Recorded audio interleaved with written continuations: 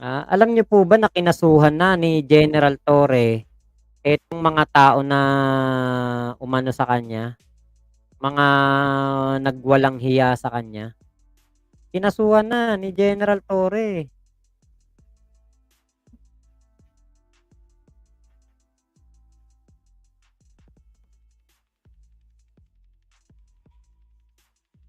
Okey, hanapin ko lang, nandito na yung balita kanina ba't nawala? Eto maikli 'to, oh.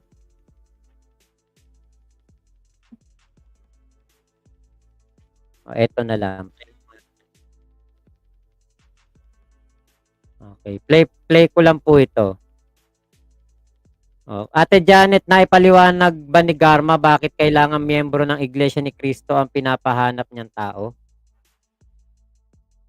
Parang yun po yata ang ano, yung dahil, sumusunod daw po, masunurin daw po, parang gano'n. Sabi ni Kuya Erwin Lopez, "Public servants kayo, BG, 'di mo ba alam yun? Bakit nanunumbat ka?" Yun nga, eh. Ngayon eto po yung, balita naman, patungkol po dito sa mga tao ni ano, ni Kibuloc. Kinasuhan na, pati si Banat Bay kinasuhan na. Nagsampa ng reklamo ang PNP CIDG sa Department of Justice laban sa abogado ni Pastor Apollo Kibuloy na si Attorney Israelito Torion at iba pa. Nagbabalita at nagsiservisyo mula sa DOJ si Steve Raz. Steve. Jonathan, sedition at inciting to sedition ang inihaing reklamo ni PNP CIDG Director Police Brigadier General Nicolas Torre III. Bukod kay Attorney Israelito Torion, inireklamo din sina Eleanor Cardona, Executive Secretary ng KOJC, Carlo Catil, Minister ng KOJC, host ng SMNI na si Jeffrey Celis at Lorraine Badoy, na dati rin tagapagsalita ng NTF-ELCAC. Kabilang din sa kakasuhan ang iba pang kasapi ng KOJC na sina Kathleen K. Loivente, Trinidad Arafol, Lord Byron Cristobal, Joey Espinasun, Esteban Lava, Josie Lim o Jose Lim III, Attorney Marie Dina Tolentino Fuentes at dalawang iba pa. Ayon kay Torre, ito'y dahil sa aksyon ng mga miyembro ng KOJC noong Agosto matapos na mga itong pigilan ang tangkang pag-aresto ng pulisya kay Kibuloy. Malinaw niya na may aksyon ang mga miyembro ng KOJC sa pagkontra sa gobyerno habang isinisilbi ang warrant of arrest kay Kibuloy at kapwa-akusado nito. Gayon din ang rektang sa mga otoridad saan may mga sakong pulis. Kaserbisyo mo dito sa DOJ, Steve Raz para sa Teleradyo Serbisyo at Radyo 630. Maraming salamat, Steve Raz sa DOJ. Headline.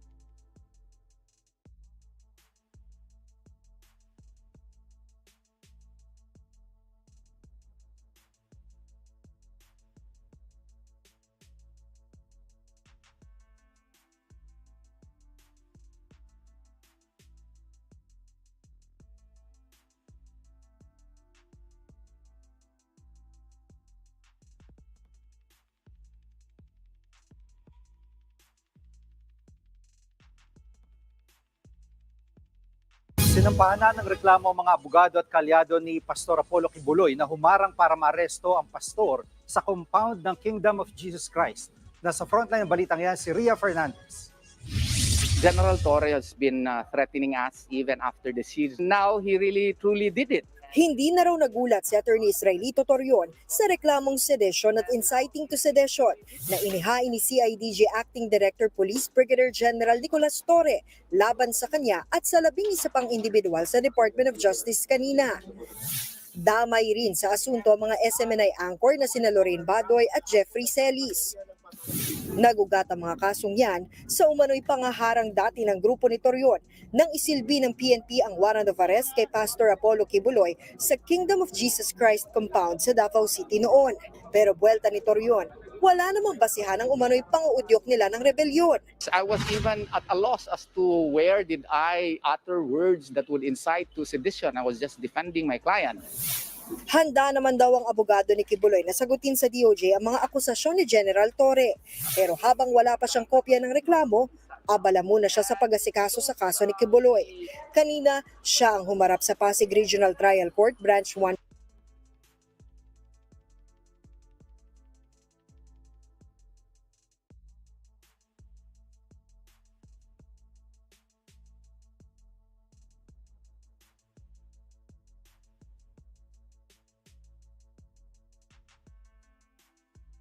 starting this very hour. Bukas na bukas, bubulaga po sa inyo dyan sa kalsada ng EDSA patungong Malacanang ang buong pwersa ng King. Ayan, naano ko po, na-save ko po yung video nitong si Kapil na nananawagan po ng rebellion o sedition diyan po sa Malacanang. O, pakinggan niyo po. Isa lang to sa kanyang mga panawagan. We are just here. Pero itong tandaan nyo, sa oras na gagawa kayo ng illegal, starting this very hour, bukas na bukas, bubulaga po sa inyo dyan sa kalsada ng EDSA patungong Malacanang ang buong pwersa ng Kingdom of Jesus Christ. Kasi hindi po kami luluhod ng ginagawa nila ngayon na mga extreme na pananakot. Ang ulo niya, no, ang Amerika, hawak nila yung presidente ngayon dito sa Pilipinas, yung pang-administration nito na si Marcos, yung mga alipores niya, si PNP, si Marvel, lalo na itong si Tory na nagmaman ngayon. Hindi mo alam at hindi mo kami kilala dito sa KOGC kung ano ang paninindigan namin. The more nyo kami kinatakot, itong mga illegal na ginagawa ninyo, the more po kami tatayo. Hindi nyo alam, handa po kaming mamatay dito. Handang-handa po kami mamamatay sa sarili naming lugar at tatayuan dahil alam po na nasa katotohanan po kami. Ngayong gabi o mamaya, no, kung lulusob sila at illegal lahat ng ginagawa nila, ngayon pa lang, nananawagan na kami sa lahat ng mga membership, the whole Kingdom Nation, buong Pilipinas, buong sanlibutan. Bukas agad, magmamarcha. Wala po kaming ibang destinasyon, ang Malacanang. Sa mga gate, pintuan ng Malacanang, hindi po kami aalis hanggat hindi ka bababa, Bongbong Marcos. We declare and we withdrew our support from you, the whole Kingdom Nation, because you betrayed us. Sa ginawa mo, na-expose ka ngayon. Biruin mo, mas paboran mo pa ang Amerika kaysa kami na mga Filipino citizen, ang aming mga pastor. Ang hinihintay lang namin dito, dadaan sa proseso. Dadaan sa proseso, extradition. Pero gusto nyo sumurgat, anong gusto nyo? Shoot to kill, rendition, papatay nyo. Kaya ganun lang pala, paglusob ninyo, dala-dala mga tatas ng mga baril, granat, pasasabugan kami kasi gusto nyo kaming tatarin at patayin. Gusto nyo kaming takutin. Nagkakamali po kayo. Hindi po kami natatakot. Hanggang dyan na ba ang kaya nyo ang manakot? Lahat ng plano nyo, implement. We are just here. Pero itong tandaan nyo, sa oras na gagawa kayo ng illegal, starting this very hour, bukas na bukas, bubulaga po sa inyo. Diba? Bunganga ng bunganga. Lahat ng sinabi niya, kinain niya, pinahiya niya yung sarili niya. Pahiyang pahiya. Nakarating ba kayo ng Malacanang? Ha? Tong katil ba to? Katil? Nakarating ba kayo ng Malacanang? Excuse me po. Diba kita nyo? Yung kasinungalingan nitong taon to, hayag na hayag. Hindi si PBBM ang na-expose. Siya ang na-expose. Diba? Siya ang na-expose eh. Dahil yung pong ginawa niya na pagsasalita ng hindi maganda sa ating Pangulong Bongbong Marcos at kay General Torre at sa lahat ng mga nagtatrabaho para maipatupad ang warrant of arrest ni Kibulok. Nagresulta po yan sa paghuli kay Kibulok, sa pagsuko. Hindi na nakaya ni Kibulok, sumuko na. Bakit? Bugok yung mga tauhan niya. Hindi siya kayang protektahan eh. Diba? Ayan ang napala nyo. Diba? Lahat kayo may kaso. Tapang-tapang, akala mo kung sino. Ano nangyari? Kaso ka, boy. Ito pa. Ko na ito. Sa buong Pilipinas, magkaisa tayo. At muli, nananawagan ako. We are withdrawing our support from this regime, this evil, lawless, corrupt regime of Bongbong Marcos. Tonight, the whole of the Kingdom of Jesus Christ, I'm already calling lahat members, lahat ng supporters, lahat ng full-time miracle workers dito sa Pilipinas, lahat ng kingdom leaders, nakikinig kayo ngayon, maghanda na kayo kasi dire-diretso na to. Tayo na ang pupunta sa Malacanang. Hindi natin sila hihintay na lulusobin tayo. Tayo ang lulusob. tayo na. Hindi tayo aalis hanggat hindi bababa. Hindi ako nananawagan ng hair follicle drug test. Dahil alam na ng buong Pilipinas, ng buong mundo kung anong klaseng tao. This time, Malacanang, hintayin nyo kami. Hindi kami maghihintay kay Tore. Kami ang hintayin nyo. 8 million Filipinos, 8 million Kingdom members. This is now a call for us to rise up.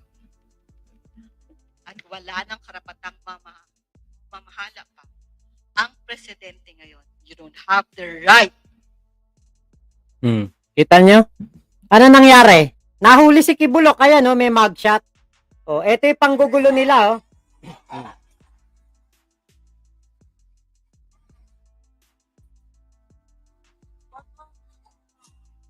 Ay.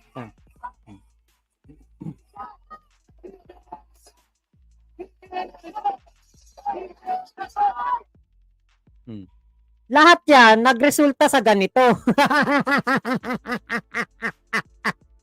Yung mga tinapang-tapang nila, mga niyabang-yabang nila, sa mga presko nila kuno, ano nangyari?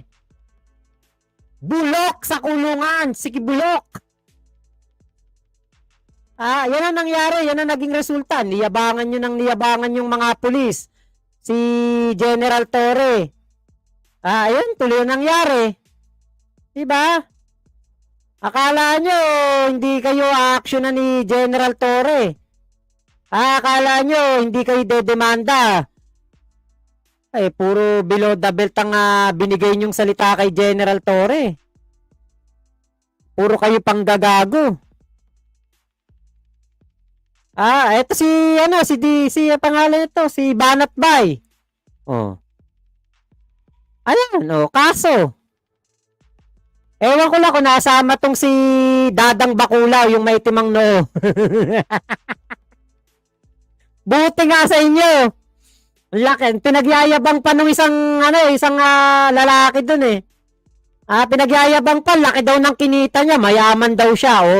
Lamunin mo yung pera mo, dalin mo sa dalin mo sa preso.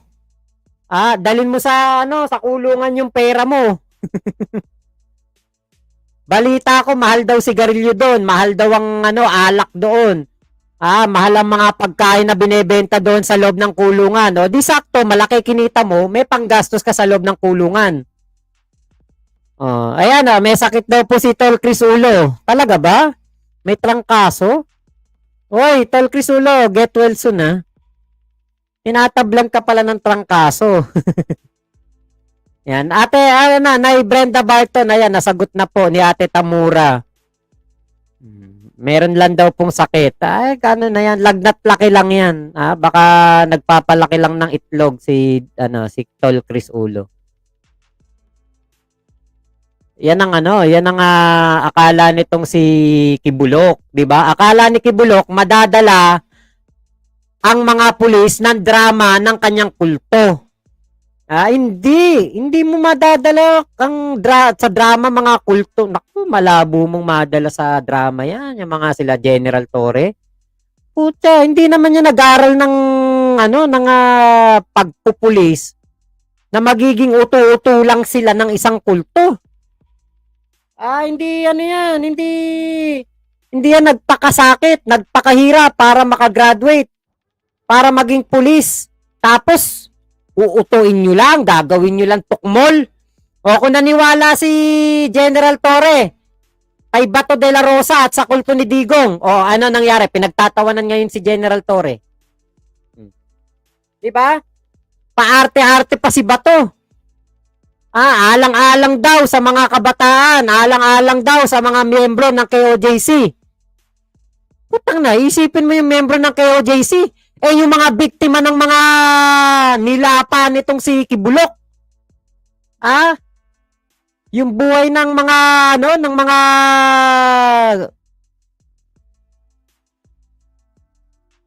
tawag dito? Mga binulog ni Kibulok. Tapos yung iba pinamigay pa kay Digong saka sa mga top official daw. Katarantaduhan nyo. Buti nga sa inyo, nakakasuhan kayo. Ang kawawa diyan, yung mga ano, yung mga nagmamagaling, yung mga tigas-tigasan, nakala mo kung sino. Minumura pa si General Torre. O ngayon, namnamin nyo ang kaso nyo kay General Torre. Akala nyo, sasantuhin kayo ni General Torre. Akala nyo hahayaan lang yung ginagawa nyong pambababoy. O yes, General Torre, oh. Ayun ang akala nyo. Puro lang kayo akala. Puro lang kayo ganyan. Pero ang nangyari, kayo ang nabalikan. Kayo ang nakasuhan. Kayo ngayon ang mamomroblema dyan. Kasi kayo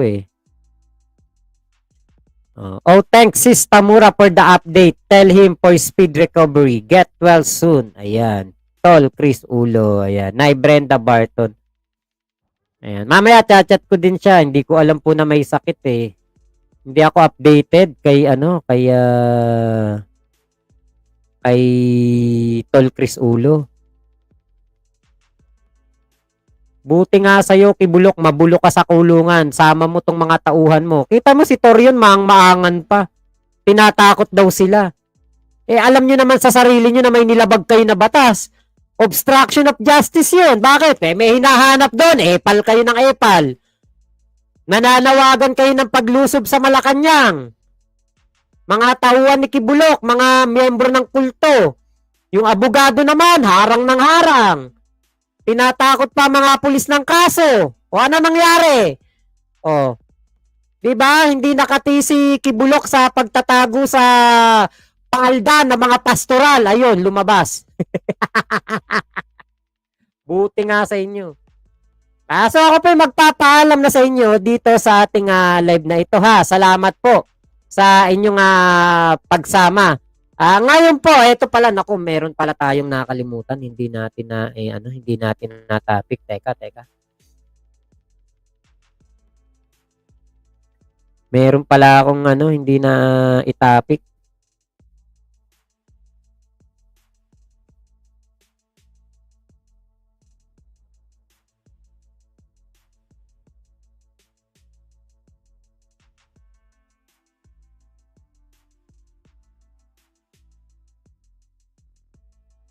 Binalatuhan pa si Diggs. Oo nga Totoo yan, di ba?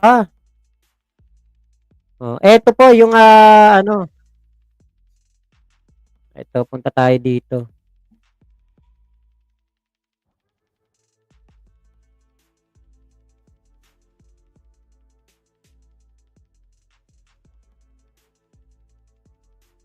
Ayan, eto. Hindi ko pala to na-topic pa.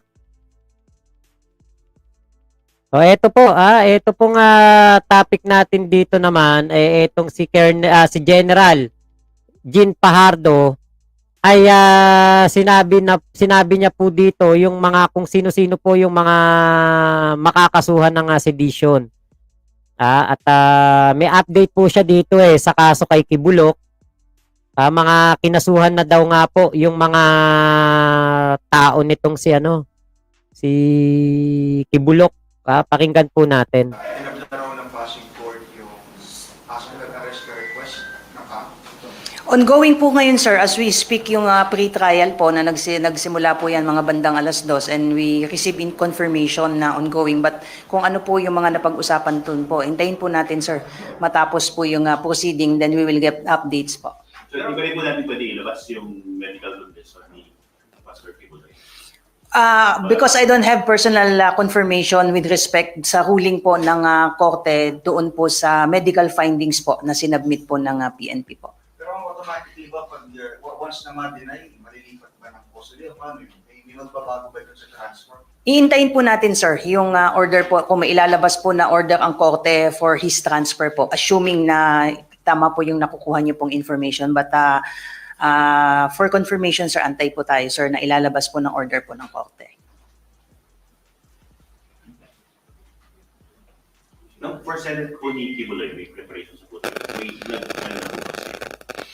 May Well, antayin po natin, sir, kung ano yung magiging final decision po ng COMELEC po. Definitely po, hindi po siya papayagan pong gumamit ng mga gadgets sa loob po ng kulungan, whether dito po sa custodial or eventually kung malilipat po siya sa BGMP. Definitely po, bawal po kung paano po siya magkakampaign, assuming na lulusot po yung kanyang kandidatura, then we have to wait po. Again, sabi ko nga po, any activities related po sa mga persons under detention, it will be up to the court po. Ma'am, yun pong pagharap niya sakaling may pagdinig sa Kongreso o sa Senado, may coordination na rin po ba sa PNP? Kung papayagan po at maglalabas po ng order ang Quezon City and Pasig RTC, allowing him to attend po yung Senate hearing po, then the PNP, we will coordinate po sa Sergeant at Arms with respect po sa transport and appearance po ni Pastor Cabuloy, assuming pagdating po nitong hearing ay nasa custody pa po siya ng PNP. Last matter ng Kibuloy, ma'am, may update po tayo dun sa ASOS na investigation. Ongoing pa po, sir, yung investigation at may mga na-identified na po tayong mga personalities, including yung mga ibinigay po ng mga pangalan po nung sinasabing mga dating miyembro po ng pastoral na sinasabing mga nabiktima po ni Pastor Kibuloy po. And we are still waiting for the result po nitong initial investigation na sinagawa po ng Police Regional Office 11 at CADG po. Ma'am, kinasuhan na po sila sa DOJ yung mga, ang tawag ko ba, inciting to sedition?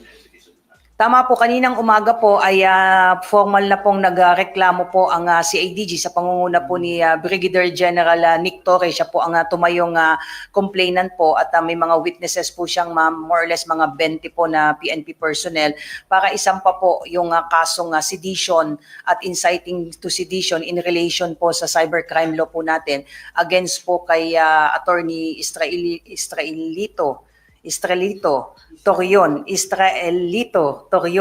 at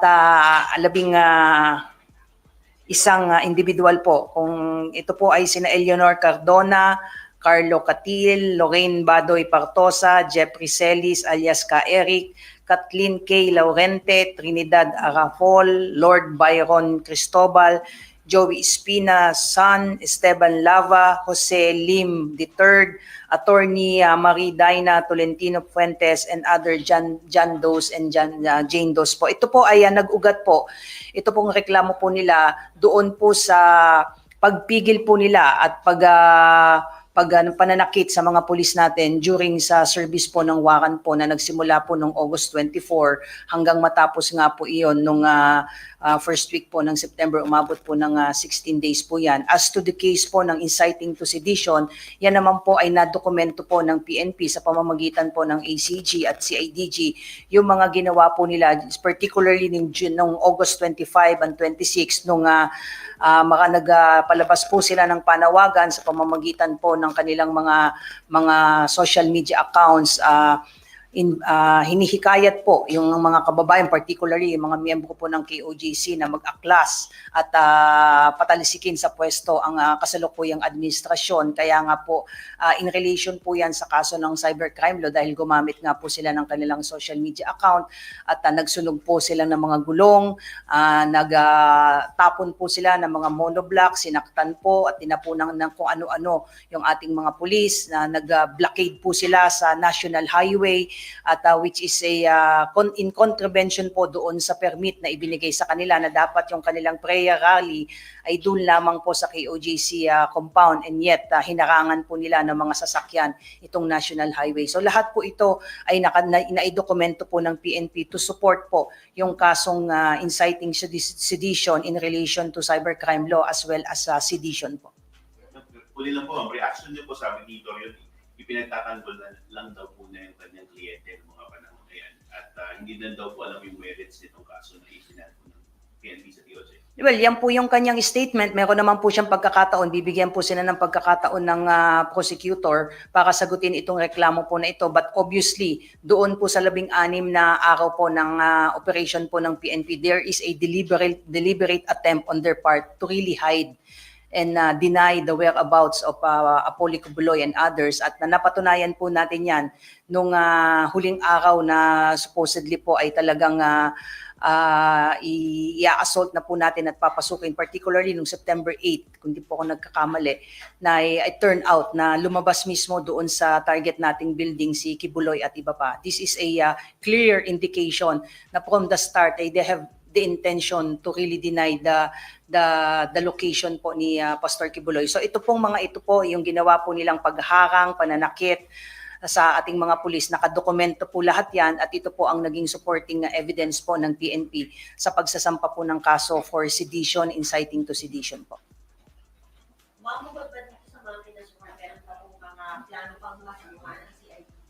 Yes po ma'am, ito lang ay mga unang mga kaso po na ipa-file po natin. Remember, meron pa po tayong ikinakasa po na kaso, particularly yung obstruction of justice. Kitang-kita po dyan at naidokumento po yung ginawang pagdi-deny po nitong, particularly yung mga officers po ng KOJC, and of course, kasama po dyan si, again, with due respect kay Attorney Torion, ay documented po yan ng STG po. So maliban po dito, ay may mga kaso pa po tayong hinahanda maliban dito po sa obstruction of justice po.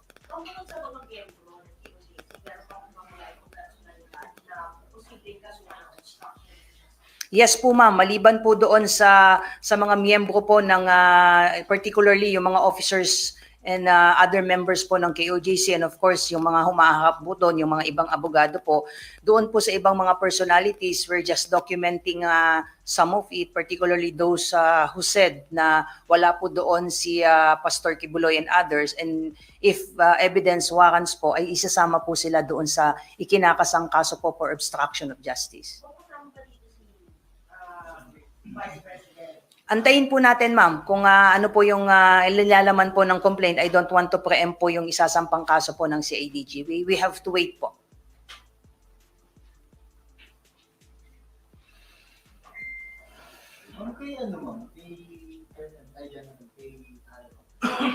Tuloy-tuloy pa rin po sir yung ating paghahanap. We are receiving some information na nandito lamang po siya sa bansa at palipat-lipat po ng lugar. In fact, based kay General Torre kanina, ang sinabi niya, without revealing yung kanyang lugar, ay itong September and even itong bago matapos itong September ay na-monitor po nila dun sa dalawang lugar, particularly sir dyan sa may Mindanao. However, once pinupuntahan po ay nakakalusot po. So sabi nga natin, we're not making excuses, tuloy-tuloy po yung ginagawa nating paghahanap.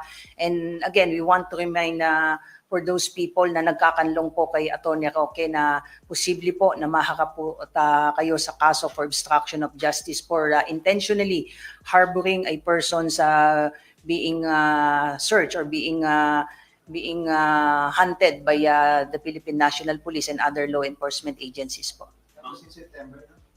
That was September, sir. That was September, first week of September na he was monitored somewhere in Mindanao without giving the location po at palipat-lipat po. So from there po ay sinusundan. Again, even the Bureau of Immigration has already stated na nandito lamang po so far siya sa Pilipinas. So tuloy-tuloy po. At kung meron man pong nakakaalam ng mga information, makipagtulungan po kayo sa inyong pambansang pulisya para tuluyan na po nating mapasailalim sa jurisdiction po ng Kongreso or Senate po si Atty. Harry Roque po. Ano pong analysis niyo why Mindanao? Bakit kaya? Well, si Atty. Harry Roque, I'm pretty sure ay meron po yung mga kaibigan, may mga nakakakilala po yan na possibly mas komportable po siya na doon po humingi ng tulong. That's why we kept on reminding na for those people who would intentionally harbor a person being hunted by the government, ay meron po silang kakaharaping kaso. So your guess is as good as mine, sir, with respect to his intention, bakit doon po siya sa lugar po na yun tumakbo. But in fairness po, even prior dito sa report na meron cited po siya sa area po ng Mindanao, there were also reports earlier na locate din po siya at na-cited po siya somewhere in Region Tiren, even Calabarzon. However, pag pinupuntahan po ng inyong pulis ay hindi po siya nalolocate doon. So, he's in a run, palipat-lipat siya. Siguro, I'm sure, alam niya na hinahabol siya, hinahanap siya, kaya hindi siya nag-i-stay sa isang particular na lugar po. Merong isang statement si Congressman Fernandez nakalimutan ko na yung exact quote, pero in so many words para sinasabi niya, nakakaya naman ito sa PNP. That is understandable, sir, na may mga ganyang mga saloobin po yung ating mga mambabatas po. But on the part of the PNP, like we said earlier,